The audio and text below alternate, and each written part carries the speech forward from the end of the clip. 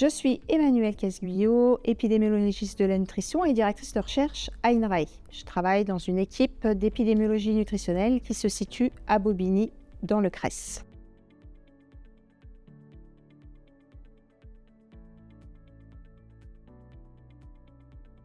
Les recommandations alimentaires ont été pendant longtemps basées sur de la littérature scientifique, des associations entre l'alimentation et la santé, et beaucoup sur du consensus d'experts. Depuis 2016 en France, l'ANSES produit des modèles mathématiques qui permettent de caractériser les cibles de consommation, c'est-à-dire les quantités consommées que l'on doit atteindre, de façon à minimiser notre risque pour la santé. Donc l'objectif d'intégrer les impacts environnementaux dans ces recommandations serait de reproduire des modèles nutritionnels qui permettent de minimiser le risque pour la santé et d'intégrer dans ces modèles des contraintes sur l'empreinte environnementale, donc à la fois l'empreinte carbone, mais aussi l'utilisation d'eau ou encore d'autres indicateurs des pressions environnementales qui sont présents en particulier dans la base Agribalise de l'ADEME. Du coup, ces recommandations,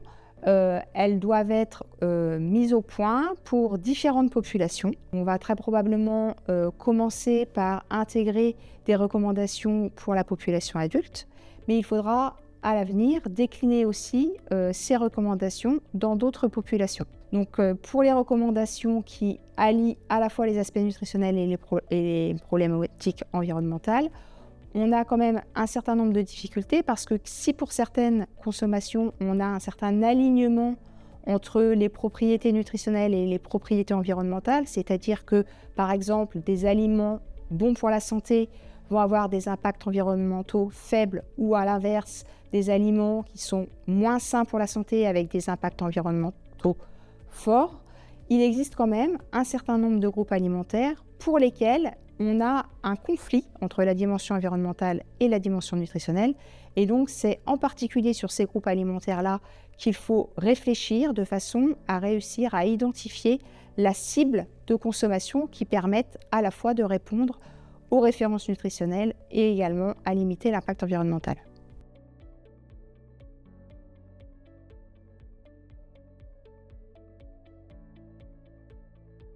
Pour les recommandations, si on essaye de se baser sur des modèles mathématiques, il faut que l'on ait à notre disposition des données précises de la consommation dans les populations sur lesquelles on travaille. Typiquement, quand on fait des recommandations alimentaires pour les enfants, pour les personnes âgées, on va travailler à partir des niveaux de consommation observés de ces populations.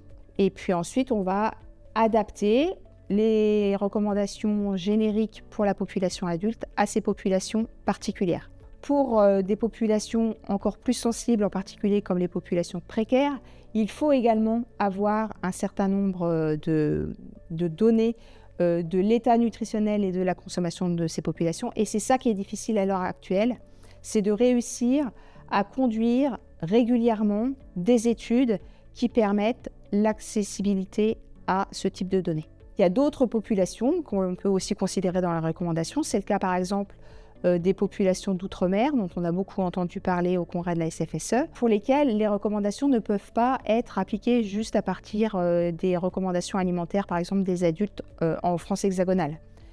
Ces recommandations ne peuvent pas culturellement s'appliquer directement à ces populations et donc il faut repenser les recommandations de manière spécifique à chacune des populations auxquelles on s'intéresse.